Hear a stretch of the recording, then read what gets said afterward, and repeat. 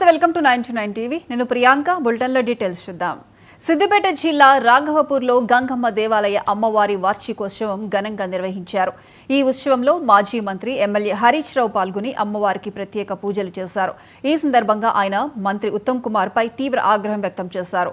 కాళేశ్వరం ప్రాజెక్టుపై ఉత్తమ్ తప్పుడు ప్రచారాలు చేస్తున్నారని మండిపడ్డారు. ఉత్తమ్ కుమార్ కు జ్ఞానం ఉందో లేదో అని విమర్శించారు. కాళేశ్వరంతో 1 ఎకరం పారలేదని కాంగ్రెస్ నేతలు అంటున్నారని, ఈ ప్రాజెక్టులో భాగమైన రంగనాయక సాగర్ నుంచి రాఘవపూర్ పొలాలకు నీళ్లు వచ్చింది వాస్తవం కాదా అని ప్రశ్నించారు. ఈ ప్రాజెక్టుతో ఎలాంటి ప్రయోగం లేదని ఉత్తమ్ కుమార్ రెడ్డి చెప్పారని, మరి రాఘవపూర్ చెరువులో నీళ్లు ఎక్కడవని నిలదీశారు. కాళేశ్వరం ప్రాజెక్టు గురించి అన్ని విషయాలు ప్రజలకు తెలుసునని హరీష్ రావు వెల్లడించారు.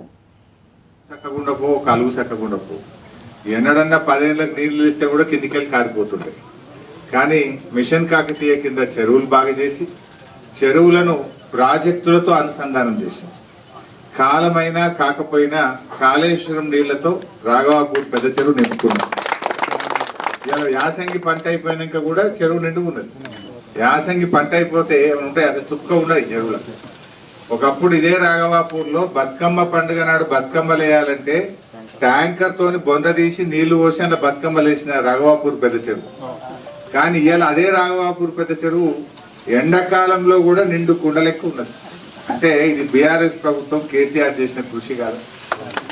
కొంతమంది మూర్ఖులు హైదరాబాద్ లో మాట్లాడుతుంటారు.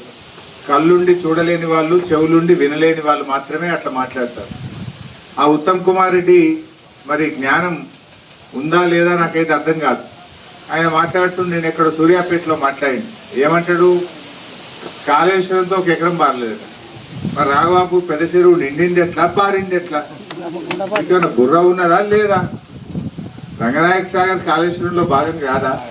రంగనాయక సాగర్ నిండింది నిజం కాదా?